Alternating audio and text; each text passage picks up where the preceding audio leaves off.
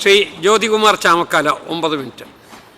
Sir, ഞാൻ ഈ നന്ദി പ്രമേയത്തെ അനുകൂലിക്കുകയാണ്. സർ, ഈ ജനാധിപത്യത്തിൻ്റെ ഏറ്റവും സുന്ദരമായ നിമിഷത്തിൽ നിന്നുകൊണ്ടാണ് ഞാനിപ്പോൾ സംസാരിക്കുന്നത്.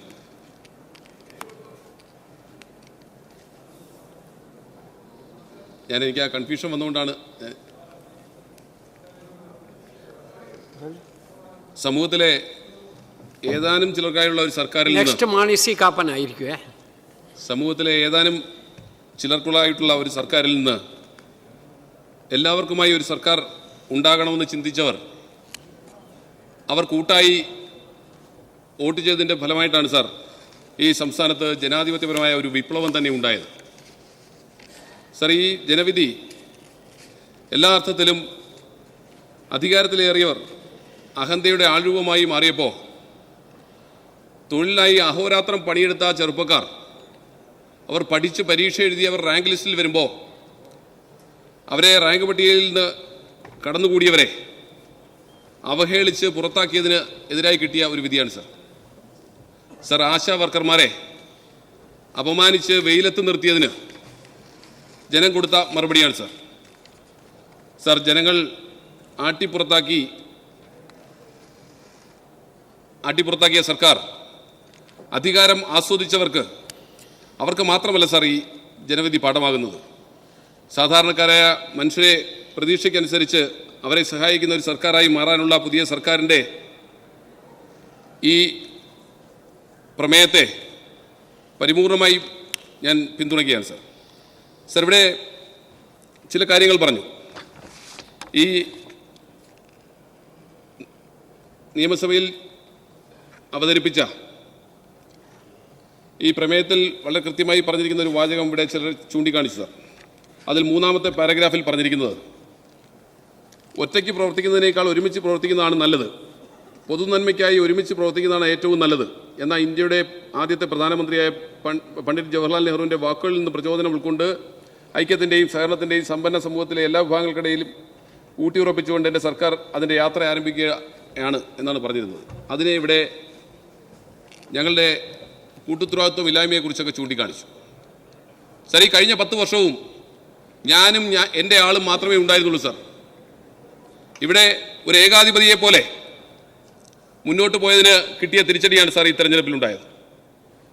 സാറേ, ഏത് കൊടുങ്കാറ്റ് വന്നാലും ഏത് പ്രളയം വന്നാലും ഞങ്ങളിവിടെ വിജയിക്കും, ക്യാപ്റ്റൻ 3.0 എന്നൊക്കെ പറഞ്ഞുകൊണ്ട് ഇവിടെ നടത്തിയ പ്രചാരണങ്ങൾക്ക് ജനങ്ങളുടെ പിന്തുണയില്ലായിരുന്നു എന്ന് ബോധ്യപ്പെടുത്തുന്ന ഒരു റിസൾട്ടായിരുന്നു സാർ കഴിഞ്ഞ തെരഞ്ഞെടുപ്പിലുണ്ടായത്.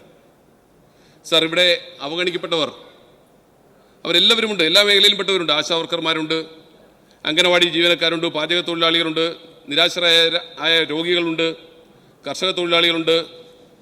ഇവർക്കൊന്നും സർക്കാരിൽ നിന്നും വേണ്ടത്ര കരുതൽ കിട്ടിയില്ല എന്ന് ബോധ്യപ്പെടുത്തുന്നതായിരുന്നു സാർ ഈ തെരഞ്ഞെടുപ്പിൻ്റെ റിസൾട്ട്. അപ്പോഴും മുൻ മന്ത്രി പറയുന്നത് 6000 കോടി രൂപ ബാക്കിയുണ്ട് എന്നാണ്. സാർ, നെല്ല് സംഭരിച്ചതിൻ്റെ തുക പോലും കർഷകർക്ക് കൊടുക്കാൻ കഴിയാത്ത ഒരു സർക്കാരായിരുന്നു സാർ നമ്മുടേത്. അപ്പോൾ ഈ രീതിയിൽ മുന്നോട്ട് പോകുമ്പോൾ ഇവിടെ ഇപ്പോൾ തെരഞ്ഞെടുപ്പിനെ കുറിച്ചൊക്കെ പറഞ്ഞു. ഇവിടെ ശ്രീ AK ആൻ്റണിയുടെ കാലത്തെക്കുറിച്ചൊക്കെ ഇവിടെ സൂചിപ്പിച്ചു.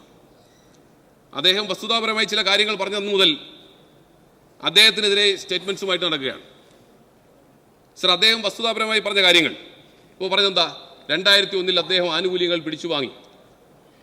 സാർ, 2001 ശ്രീ AK ആൻ്റണിയുടെ നേതൃത്വത്തിലുള്ള മന്ത്രിസഭ ഈ സംസ്ഥാനത്ത് അധികാരത്തിൽ വരുമ്പോൾ കോഫി ഹൗസിൽ നിന്നൊരു കോഫി കൊടുക്കില്ലായിരുന്നു സാർ മന്ത്രിസഭാ യോഗത്തിൽ. സാർ, മന്ത്രിമാർക്ക് ഡൽഹിയിൽ പോകാൻ ടിക്കറ്റ് കൊടുക്കില്ലായിരുന്നു സാർ. അങ്ങേക്ക് നേരിട്ട് അറിവുള്ളതാണല്ലോ. അങ്ങനെ ഉണ്ടായ സ്ഥാനത്ത് അവിടെ മുണ്ടു മുറുക്കി കൊടുക്കണമെന്ന് പറഞ്ഞ് ഈ സംസ്ഥാനത്തിൻ്റെ ധനസ്ഥിതി നന്നാക്കിക്കൊണ്ടുവന്ന് ശ്രീ AK ആൻ്റണി അദ്ദേഹത്തിൻ്റെ മന്ത്രിസഭ അദ്ദേഹം രാജിവെക്കുന്നതിന് തൊട്ട് മുമ്പുള്ള ക്യാബിനറ്റിൽ ഏതൊക്കെ ആനുകൂല്യങ്ങളാണോ ജീവനക്കാരിൽ നിന്നും പിടിച്ചു വെച്ചത് അതെല്ലാം അതുപോലെ തിരിച്ചു കൊടുത്ത് അതിന് മുമ്പുണ്ടായിരുന്ന LDF സർക്കാരിൻ്റെ DA കുടിശ്ശിക പോലും കൊടുത്തിട്ടാണ് ശ്രീ AK ആൻ്റണി മന്ത്രിസഭ രാജിവെച്ചത്. ഈ വസ്തുത അറിയാതെ ഇത്തരത്തിൽ പോകുന്നതിനെക്കുറിച്ച് നിങ്ങൾ ചരിത്രത്തോട് നീതികേട് കാണിക്കുന്നു എന്ന് മാത്രമേ പറയാനുള്ളൂ. സാർ, ഇവിടെ ഇന്ദിരാ ഗ്യാരണ്ടിയെക്കുറിച്ച് പറഞ്ഞു. സാർ, സമസ്ത മേഖലയും ബാധിക്കത്തക്ക രീതിയിൽ ഇന്ദിരാ ഗ്യാരണ്ടി പ്രഖ്യാപിക്കുമ്പോൾ ഇവിടുത്തെ വനിതകൾക്ക് സൗജന്യ യാത്ര പ്രഖ്യാപിക്കുമ്പോൾ അത് വേണ്ട എന്നാണോ മുൻ ധനകാര്യമന്ത്രിയുടെ അഭിപ്രായം? എങ്കിൽ പറയണം. സാർ, ഇവിടുത്തെ പെൺകുട്ടികൾക്ക്, കോളേജിൽ പഠിക്കുന്ന പെൺകുട്ടികൾക്ക് പ്രതിമാസം 1000 രൂപ കൊടുക്കും എന്ന് പറയുമ്പോൾ അത് വേണ്ട എന്നാണോ ഇടതുപക്ഷത്തിൻ്റെ അഭിപ്രായം? സാർ, ഇവിടെ ക്ഷേമ പെൻഷനുകൾ വർദ്ധിപ്പിക്കുമ്പോൾ അത് വേണ്ട എന്നാണോ ഇടതുപക്ഷത്തിൻ്റെ അഭിപ്രായം? സാർ, ഇവിടെ ഉമ്മൻചാണ്ടി ആരോഗ്യ ഇൻഷുറൻസ് പദ്ധതിയുടെ ഭാഗമായി 25 ലക്ഷം രൂപ നീക്കിവെക്കുമ്പോൾ അത് വേണ്ട എന്നാണ് ഇടതുപക്ഷത്തിൻ്റെ അഭിപ്രായമെങ്കിൽ പറയട്ടെ. സാർ, വയോജനങ്ങൾക്ക് പ്രത്യേകമായ ഒരു വകുപ്പ് അത് രൂപീകരിക്കുമ്പോൾ അത് തെറ്റാണെങ്കിൽ അതും പറയട്ടെ ഇടതുപക്ഷം. അപ്പോൾ ഞങ്ങളെ സംബന്ധിച്ച് പിന്നെ പറയുന്നതാ, ഇവിടെ ഒത്തിരി ഡീലുണ്ട് എന്നാണ് പറയുന്നത്. സാർ, നമുക്ക് കണക്കുകൾ വെച്ച് സംസാരിക്കാം. ഇവിടെ BJPയും UDFും തമ്മിൽ ഡീലുണ്ടായിരുന്നു എന്നാണ് പറയുന്നത്. സാർ, ചാത്തന്നൂരിൽ, എൻ്റെ ജില്ലയാണ് ഇത് പറഞ്ഞ അംഗത്തിൻ്റെ കൂടി ജില്ലയാണ്. സാർ, ചാത്തന്നൂരിൽ BJP വിജയിച്ചു. അവിടെ BJPക്ക് ഏകദേശം 8% വോട്ട് കൂടിയിട്ടുണ്ട്. സാർ, അവിടെ UDFന് വോട്ട് കൂടി. സാർ, UDFനും ഏകദേശം 1.25% വോട്ട് കൂടിയിട്ടുണ്ട്. അവിടെ വോട്ട് കുറഞ്ഞത് 8%-ലധികം വോട്ട് കുറഞ്ഞിട്ടുള്ളത് LDFനാണ്. എങ്ങനെയാണ് സാർ അത് ഡീലാകുന്നത്? സാർ, കഴക്കൂട്ടത്തേക്ക് വരാം. കഴക്കൂട്ടത്ത് BJPക്ക് 6.5% വോട്ട് കൂടിയിട്ടുണ്ട്. അവിടെ UDFനും കൂടിയിട്ടുണ്ട് 4.5%. അവിടെ വോട്ട് കുറഞ്ഞത് LDFനാണ്, 10% വോട്ട് കുറഞ്ഞിരിക്കുന്നു. ഇതെങ്ങനെയാണ് സാർ ഡീലാകുക? ഇത് ആരൊക്കെ തമ്മിലുള്ള ഡീലാണ് സാർ? സാർ, ഇനി കൊട്ടാരക്കരയിലേക്ക് തന്നെ വരാം. കൊട്ടാരക്കരയിൽ UDFന് 3.5% വോട്ട് കൂടിയിട്ടുണ്ട്. കൊട്ടാരക്കരയിൽ LDFനാണ് 3% വോട്ട് കുറഞ്ഞിട്ടുള്ളത്. ഇതെന്ത് ഡീലാണ് സാർ? ഇതിനെ ഡീലെന്ന് പറയുമോ സാർ? സാർ, ധർമ്മടത്തേക്ക് പോകാം. ധർമ്മടത്ത് UDFന് 10% വോട്ട് കൂടിയിട്ടുണ്ട് സാർ. അവിടെയും LDFന് 10% വോട്ട് കുറഞ്ഞിട്ടുണ്ട് സാർ. പിന്നെ എങ്ങനെയാണ് സാർ ഇതിനെയൊക്കെ ഡീൽ എന്ന് പറയാൻ കഴിയുന്നത്?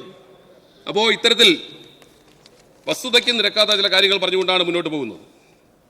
സാർ, ഈ കേരളത്തിൽ കഴിഞ്ഞ 10 വർഷവും ഒന്നും നടന്നില്ല എന്നാർക്ക് പറയാൻ കഴിയും എന്നായിരുന്നു അടുത്ത ചോദ്യം. സാർ, കേരളത്തിൽ കഴിഞ്ഞ 10 വർഷവും എല്ലാം നടന്നിട്ടുണ്ടെങ്കിൽ നിങ്ങൾ 100-ൽ നിന്ന് 35-ലേക്ക് എങ്ങനെ എത്തിയെന്ന് ചിന്തിക്കണ്ടേ സാർ? നിങ്ങളുടെ സീറ്റ് ഷെയർ 100-ൽ നിന്ന് 35-ൽ എത്തിയത് ജനങ്ങൾ നിങ്ങളെ നിരാകരിച്ചതുകൊണ്ടാണ് എന്ന് നിങ്ങൾക്ക് ബോധ്യപ്പെടണ്ടേ സാർ? സാർ, അവിടെയാണ് പ്രശ്നം. ഇവിടെ യാഥാർത്ഥ്യ ബോധമില്ലാതെ മുന്നോട്ട് പോകുമ്പോൾ നമ്മുടെ ഭരണാധികാരിയുടെ ഇഷ്ടം പോലെ നടക്കണം, അദ്ദേഹത്തിൻ്റെ ഇഷ്ടമായിരിക്കണം ഈ സമൂഹത്തിൻ്റെ ഇഷ്ടം എന്ന് ചിന്തിച്ചാൽ അതിനെ ഏകാധിപതി എന്നേ വിളിക്കാൻ കഴിയൂ, അതിനെ ഫാസിസം എന്നേ വിളിക്കാൻ കഴിയൂ. സാർ, കഴിഞ്ഞ 10 വർഷം ഏറ്റവും കൂടുതൽ നമ്മൾ കേട്ടിട്ടുള്ള ഒരു വാചകം, ഈ നാടാകെ ആഗ്രഹിക്കുന്നത് പോലെ, ഈ നാടാകെ ആഗ്രഹിക്കുന്നത് പോലെ.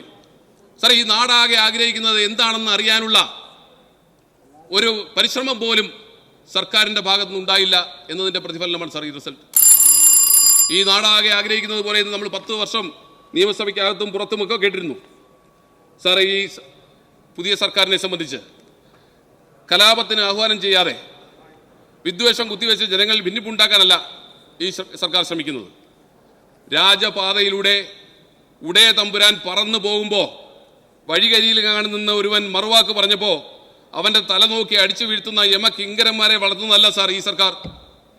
ഈ സർക്കാരിനെ സംബന്ധിച്ച് സമസ്ത മേഖലയിലെയും ജനങ്ങളെ ചേർത്ത് നിർത്തിക്കൊണ്ട് അവരുടെ ക്ഷേമ ഐശ്വര്യങ്ങൾ പുനഃസ്ഥാപിച്ച് നൽകുന്നതിന് വേണ്ടിയാണ് സാർ ഈ സർക്കാർ രൂപീകൃതമായിട്ടുള്ളത്. അതിനുവേണ്ടിയാണ് സാർ ഈ രാജ്യത്തെ ജനങ്ങൾ UDF സർക്കാരിന് വേണ്ടി വോട്ട് ചെയ്തിട്ടുള്ളത്. അതുകൊണ്ട് വസ്തുത മനസ്സിലാക്കിക്കൊണ്ട് ഇവിടെ സുധാകരനെ പോലെ മുതിർന്ന കമ്മ്യൂണിസ്റ്റുകൾ ഇവിടെ പറഞ്ഞ വാചകങ്ങൾ അതൊരു വെള്ളിടി പോലെ CPM നേതാക്കന്മാരുടെ നെഞ്ചിൽ തറയ്ക്കും എന്നാണ് എൻ്റെ വിശ്വാസം. അപ്പോൾ യാഥാർത്ഥ്യബോധത്തോടുകൂടി മുന്നോട്ട് പോകില്ലെങ്കിൽ നിങ്ങൾക്ക് ഉണ്ടായിരിക്കുന്ന അവസ്ഥ ഇതിലും ഭീകരമായിരിക്കും ഇനിയും അങ്ങോട്ട് ഉണ്ടാകാൻ പോകുന്നത് എന്ന കാര്യത്തിൽ തർക്കവും വേണ്ട. ഇവിടെ എല്ലാ അർത്ഥത്തിലും ഈ നയപ്രഖ്യാപന പ്രസംഗത്തെ അതിന് നന്ദി പ്രകടിപ്പിച്ചുകൊണ്ട് അവതരിപ്പിച്ച പ്രമേയത്തെ പിന്തുണച്ചുകൊണ്ട് ഞാൻ നിർത്തുന്നു സാർ. നന്ദി, നമസ്കാരം.